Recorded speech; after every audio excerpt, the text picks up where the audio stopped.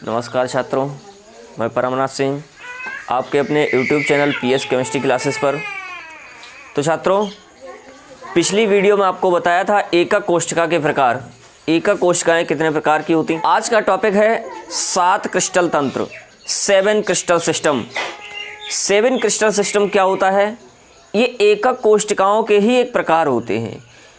अर्थात एकक कोष्ठकाएँ कैसे कैसे बनाई जा सकती हैं, किस किस प्रकार बनाई जा सकती हैं एकक कोष्ठकाएँ। जैसे ये एकक कोष्ठका होती है, तो एकक कोष्ठका किस प्रकार से बनाई जा सकती है, उसके बनने के एकक कोष्ठका के बनने के प्रकार के आधार पर ये 7 प्रकार के होते हैं। और वो 7 प्रकार जो होते हैं वो 7 क्रिस्टल सिस्टम कहलाते हैं। 7 क्रिस्टल तंत्र, 7 क्रिस्टल सिस्टम। तो देखते हैं 7 क्रिस्टल तंत्र क्या होता है। 7 क्रिस्टल तंत्र, और इसमें एक बात आती है, कोई भी एकक कोष्ठका जब बनाते हैं तो एकक कोष्ठका बनाने के लिए ज़रूरत होती है पैरामीटर की। तो पैरामीटर छात्रों क्या होते हैं? पैरामीटर का मतलब है जैसे आप कपड़े सिलवाते हो या कोई भी काम करते हो तो नाप के करते हो। कपड़ा प्रत्येक व्यक्ति का अलग अलग साइज का कपड़ा होता है। कोई कितनी लंबाई मीटर से नापते हो, मीटर से, इंच से, सेंटीमीटर से मापते हो। उसी प्रकार से एकक कोष्ठका के लिए भी छात्रों पैरामीटर होते हैं। उसे नापने के लिए एक यूनिट होती है। और वो क्या है? जैसे कि एक एकक कोष्ठका है, ये एकक कोष्ठका है। अब इसके पैरामीटर क्या है तो देखते हैं छात्रों। जैसे ये एकक कोष्ठका है, अब इस एकक कोष्ठका में पैरामीटर क्या है? तो किसी भी एकक कोष्ठका में 3 अक्ष होते हैं, एक्स अक्ष, वाई अक्ष और जेड अक्ष। तो छात्रों ये है एक्स अक्ष, ये एक्स अक्ष है। और एक्स अक्ष पर जो लंबाई होती है वो ए मान लेते हैं। माना एक्स अक्ष पर लंबाई ए है। दूसरा ये वाई अक्ष है, ये वाई अक्ष है। और वाई अक्ष पर लंबाई जो होती है वो बी। और तीसरा ये रहा जेड अक्ष, ये वाला, ये जेड अक्ष है। और इस जेड अक्ष पर जो लंबाई है वो है सी। तो इस प्रकार से ये ए, वी और सी, ये इसकी लंबाइयां हो गई। ए कहाँ है? ए है एक्स अक्ष पर, ए एक्स अक्ष पर है। बी वाई अक्ष पर है और सी है जेड अक्ष पर, सी जेड अक्ष पर। ये 3 चीजें हो गई।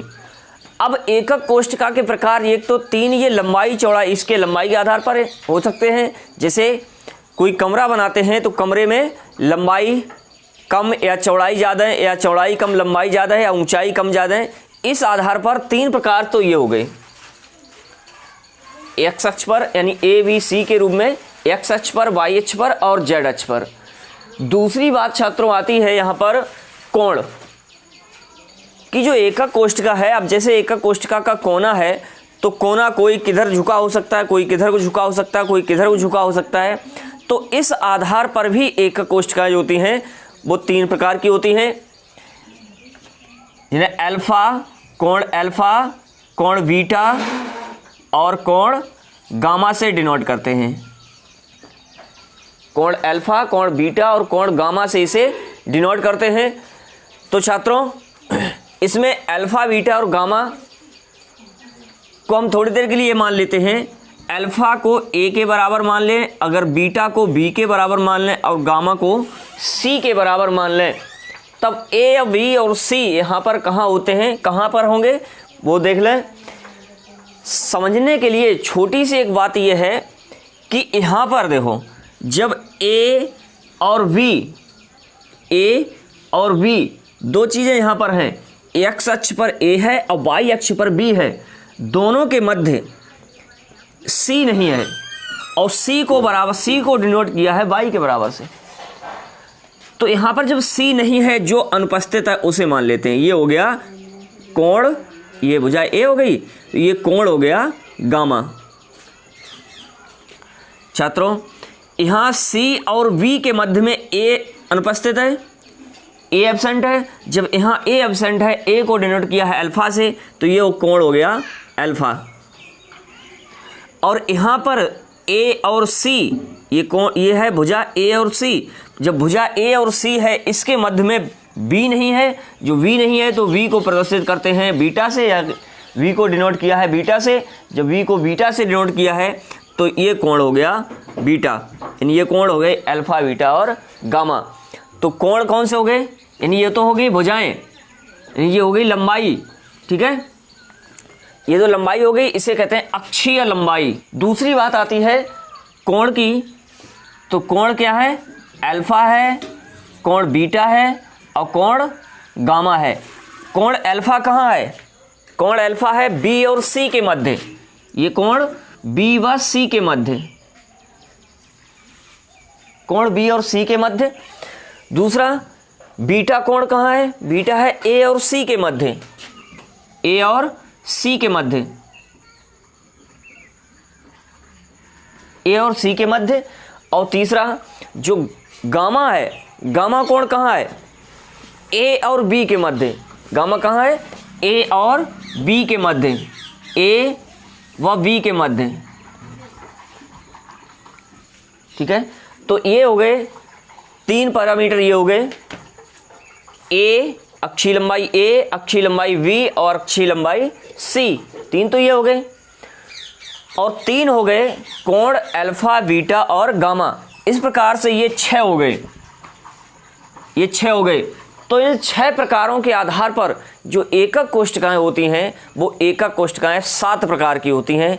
और उन्हीं 7 प्रकार की एकक कोष्ठकाओं को कहते हैं 7 क्रिस्टल तंत्र या 7 क्रिस्टल सिस्टम। इन्हें कहते हैं छात्रों 7 क्रिस्टल सिस्टम या 7 क्रिस्टल तंत्र। 7 क्रिस्टल सिस्टम यहाँ लिख देते हैं। तो छात्रों ये 7 क्रिस्टल तंत्र को विस्तार से भी आपको बता दे रहे हैं। वीडियो थोड़ी लंबी हो सकती है, अंत तक देखना। इसमें एक अति महत्वपूर्ण टॉपिक आगे आने वाला है, ब्रेवे जालक। ब्रेवे जालक क्या होता है, वीडियो अंत तक देखते रहिए छात्रों, और हमारे चैनल को सब्सक्राइब, लाइक और शेयर कीजिए। तो छात्रों सबसे पहले ये 7 क्रिस्टल तंत्र देख लेते हैं, क्या होते हैं 7 क्रिस्टल तंत्र, ठीक है। इसे आप नोट कर सकते हैं, इसके ये पैरामीटर हैं, ये तीनों पैरामीटर नोट कर लो, एक्स अक्ष, वाई अक्ष और जेड अक्ष, तीनों अक्षीय लंबाइयों के पैरामीटर, और 3 पैरामीटर इसके कोणों के। 6 पैरामीटर हैं, ये 6 पैरामीटर आप नोट कर लें। उसके बाद आगे आपको बताते हैं 7 क्रिस्टल तंत्र क्या हैं, वो 7 क्रिस्टल तंत्र को समझ लेते हैं। तो छात्रों ये 7 प्रकार के क्रिस्टल तंत्र, ये आपको बोर्ड स्क्रीन पर दिखाई दे रहे हैं। 7 प्रकार के क्रिस्टल तंत्र होते हैं, घनीय या क्यूबिक, इसमें ए, बी और सी 3 भुजाएं हैं, कोण अल्फा, बीटा और गामा 3 कोण हैं।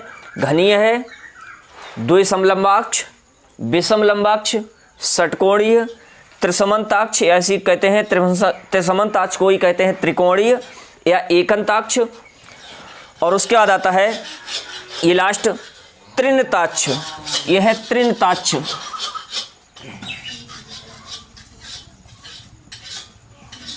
ट्राइक्लिनिक, ठीक है। इसे याद करने के लिए अभी हम ट्रिक बताएंगे एक, उस ट्रिक के माध्यम से आप याद कर लेंगे, ठीक है। तो ये 7 हैं। अब इसमें समझ लें सातों क्या है, कैसे हैं 7 क्रिस्टल तंत्र।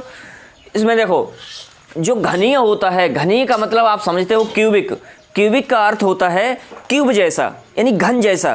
तो घन जैसा कैसे होता है, इसमें क्या है, भुजा ए, भुजा बी और भुजा सी तीनों भुजाएं बराबर होती हैं, यानी ए बराबर बी बराबर सी।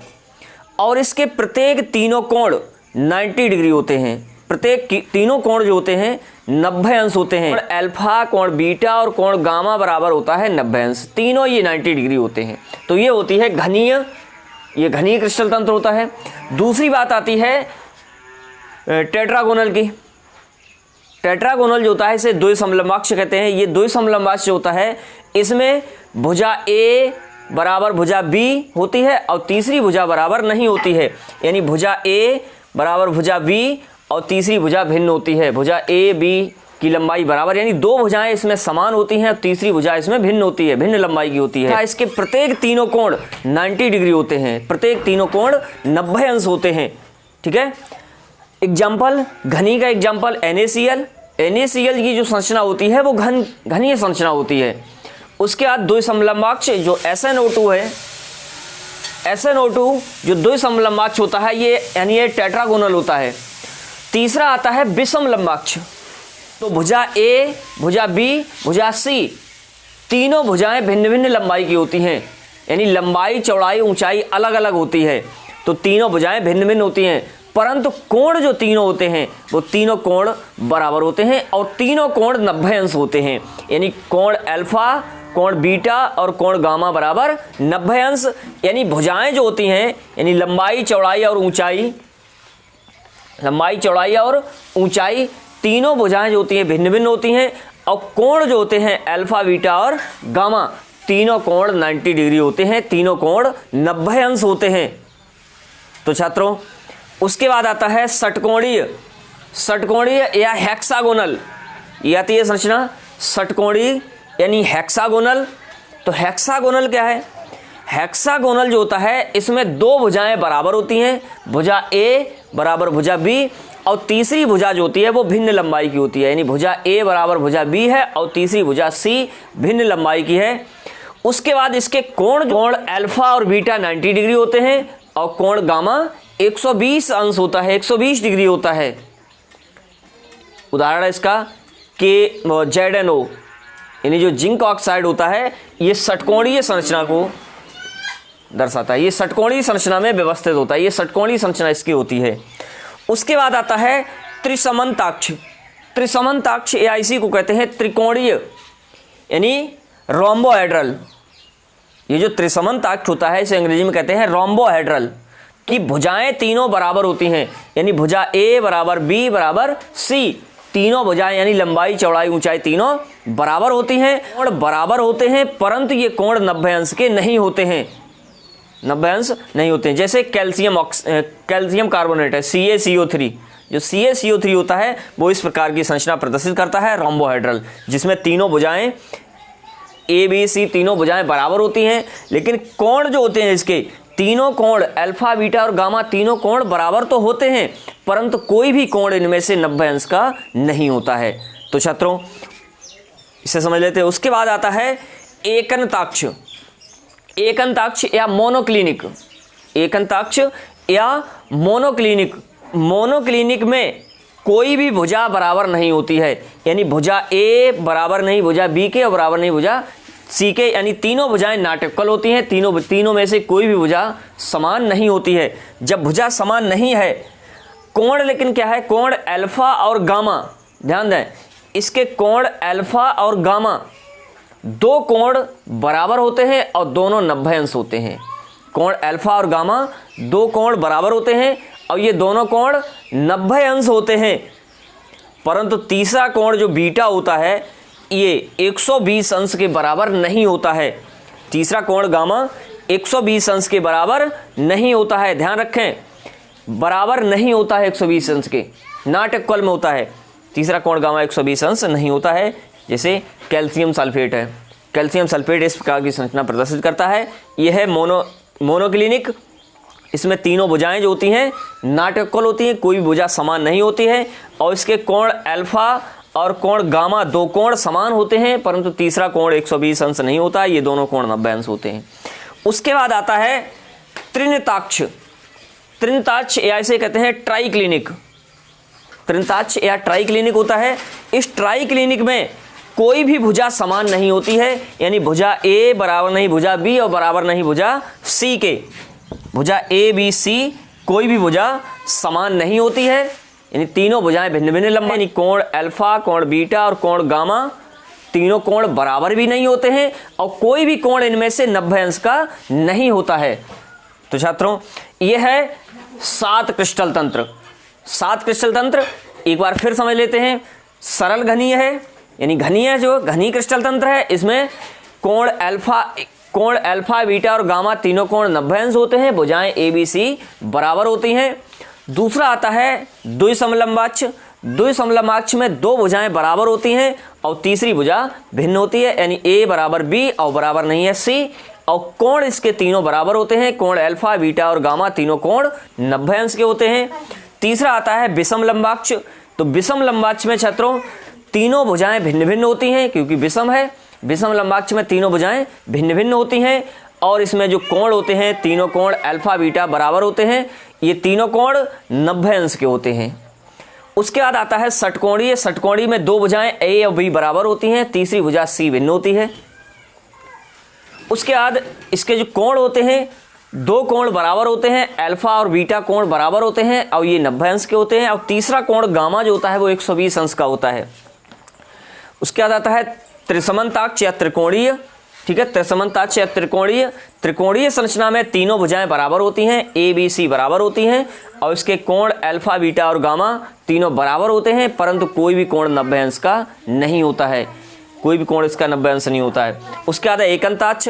एकंताक्ष में तीनों भुजाओं की लंबाई भिन्न भिन्न होती है। भुजा ए बराबर नहीं भुजा बी और बराबर नहीं भुजा सी के। और इसके जो दो कोण होते हैं अल्फा और गामा दोनों कोण बराबर होते हैं, दोनों की लंबाई होती है 90 अंश। और इसका कोण बीटा जो होता है वो 120 अंश का नहीं होता है। बाकी कोई भी लंबाई हो सकती है इसका कोण की माप कोई भी हो सकती है, लेकिन 120 अंश की कोण की माप नहीं होगी। तीसरा है त्रिंताक्ष। लास्ट है त्रिंताक्ष। त्रिंताक्ष में कोई भी भुजा समान नहीं होती है। भुजा ए, भुजा बी और भुजा सी कोई भी भुजा समान नहीं है और इसके सभी तीनों कोण भिन्न भिन्न होते हैं और कोई भी कोण 90 अंश का नहीं होता है। कोई भी कोण 90 अंश का नहीं होता है। तो छात्रों ये है 7 क्रिस्टल तंत्र, 7 क्रिस्टल सिस्टम। इसमें जो घनीय संरचना है, घनीय संरचना कितने प्रकार से बनाई जा सकती है? जो पीछे आपने एकक कोष्ठकाएं पढ़ी थी, फलक केंद्रित, काय केंद्रित और सरल घनीय, क्या ये सभी प्रदर्शित करते हैं? तो उसे समझ लेते हैं एक ट्रिक के माध्यम से और उसी के माध्यम से वहीं पे समझते हैं आप ब्रेबे जालक। पीछे हमने बताया था आपको, इस टॉपिक में आपको बताएंगे ब्रेबे जालक। तो ब्रेबे जालक क्या होते हैं, ब्रेबे जालक भी आपको बता रहे हैं। और सबसे पहले उसमें यह समझ लेते हैं कि कौन सी जो यहाँ पे क्रिस्टल है जो इसे प्रदर्शित करेगा। किसे? 1, 2 या 3 कौन सी प्रदर्शित करेगा? जैसे सरल घनीय, फलक केंद्रित, काय केंद्रित, इनमें से क्या क्या प्रदर्शित होगा, किसके द्वारा, वो समझ लेते हैं। तो छात्रों देखते हैं। तो छात्रों इसमें समझ लेते हैं कि कौन सा क्रिस्टल, यानी यहाँ पर जो कौन सा क्रिस्टल है वो किस प्रकार की, यानी कितनी संरचनाएं और किस प्रकार की संरचनाएं अधिकतम प्रदर्शित कर सकता है। तो उसे छात्रों समझते हैं। सबसे पहली बात आती है घनीय की। घनीय, तो इसमें जो घनीय संरचना होती है वो BCC, SCC, BCC और FCC 3 प्रकार की प्रदर्शित करते हैं। इसके लिए आपको एक हम ट्रिक दे रहे हैं, उस ट्रिक के माध्यम से आप समझ लेंगे। क्या है ट्रिक में आप याद रखेंगे C2 हर MCTC, C2 हर MCTC, ये चीज़ें आप समझ लीजिए, इतना आप याद रखें। एक बार फिर रिवाइज कर लो, याद आ जाएगा। C2 हर MCTC और एक नंबर याद रखें 324 11 21, 324 11 21, ये नंबर याद रखें। और ये ट्रिक के लिए याद रखें C2 हर MCTC, C2 हर MCTC ये याद रखें।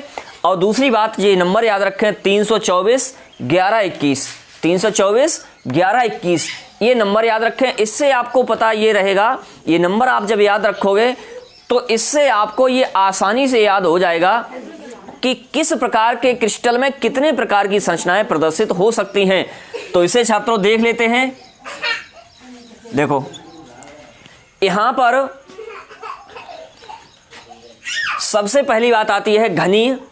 घनीय संरचना है यानी क्यूबिक है।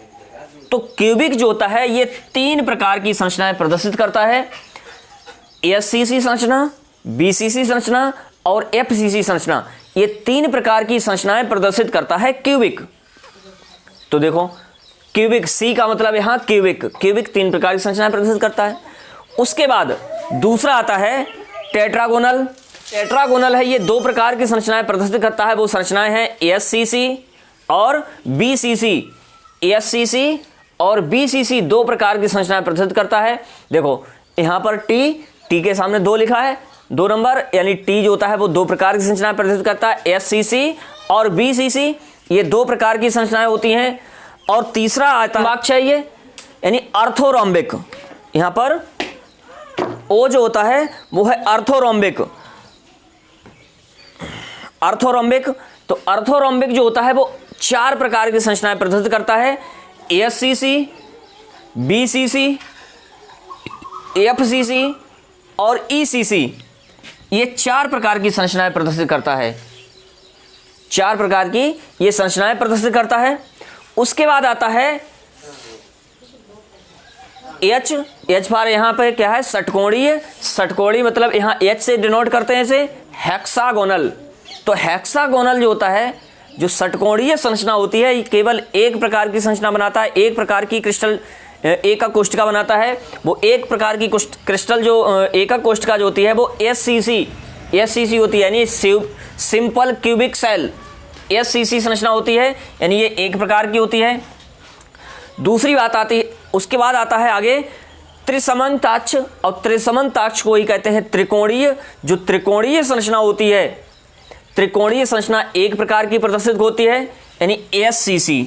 ये क्या, ये एससीसी जो होती है वो एक प्रकार की होती है, एससीसी संरचना एक प्रकार की होती है। क्या नाम, ये एक प्रकार की है, कौन सी, त्रिकोणीय या त्रिसमनताक्ष, जिसे कहते हैं रोम्बोहेड्रल। रोम्बोहेड्रल यानी आर से डिनोट करते हैं, ये रोम्बोहेड्रल। रोम्बोहेड्रल आर प्रकार, एक प्रकार की संरचना होती है जो एससीसी प्रकार की होती है। उसके बाद आता है एकनताक्ष। एकनताक्ष मतलब मोनोक्लिनिक। एकनताक्ष का मतलब मोनोक्लिनिक। मोनोक्लिनिक जो होता है ये 2 प्रकार की संरचनाएं सेल बनाता है, 2 प्रकार की यूनिट सेल बनाता है। अब वो 2 प्रकार की यूनिट सेल कौन सी हैं, एक तो है एससीसी और दूसरी है ईसीसी। एससीसी और ईसीसी, ठीक है, ये 2 प्रकार की संरचनाएं बनाता है, 2 प्रकार की संरचनाएं बनाता है। और उसके बाद लास्ट आता है त्रिनताक्ष। त्रिनताक्ष यानी ट्राइक्लिनिक, टीसी, ट्राइक्लिनिक एक प्रकार की संरचना बनाता है, एससीसी। अब देखो छात्रों, यहां पर जो ये 7 क्रिस्टल तंत्र हैं, 7 की संरचना क्या है, घनीय बनाता है 3, द्विसम लंबाक्ष बनाता है 2, विषम लंबाक्ष बनाता है 4, षटकोणी बनाता है 1, त्रिसमनताक्ष बनाता है 1, एकनताक्ष बनाता है 2 और त्रिनताक्ष बनाता है 1। इन सभी का कुल जो योग होता है वो 14 होता है। इनका योग 14 होता है। 3, 2, 5, 4, 9, 1, 10, 1, 11, 2, 13 और 1, 14। ये जो 14 है, 14 प्रकार की, इनसे जो होते ही 14 प्रकार की एकक कोष्ठिकाएं बन सकती हैं।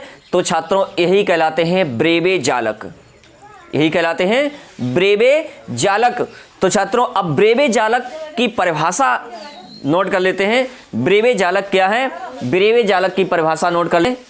तो छात्रों ब्रेबे जालक समझ लेते हैं। ब्रेबे जालक क्या है, यहां पर जो इनकी 14 प्रकार हो गए, जो 7 क्रिस्टल तंत्र हैं, 7 क्रिस्टल तंत्र के 14 प्रकार हो गए। सन 1848 में, यहाँ कुछ विद्वान कह देते हैं 1848 बताते हैं, कुछ 1850 बताते हैं। तो फ्रांस के ये गणितज्ञ थे, इन्होंने बताया था कि जो क्रिस्टल समुदाय है, जो क्रिस्टल तंत्र है, इन्हें विभिन्न प्रकार से जो त्रिविम जालक हैं, इससे विभिन्न प्रकार के 14 प्रकार के त्रिविम जालक बनाए जा सकते हैं। इन 14 प्रकार के त्रिविम जालकों को कहा गया है ब्रेबे जालक।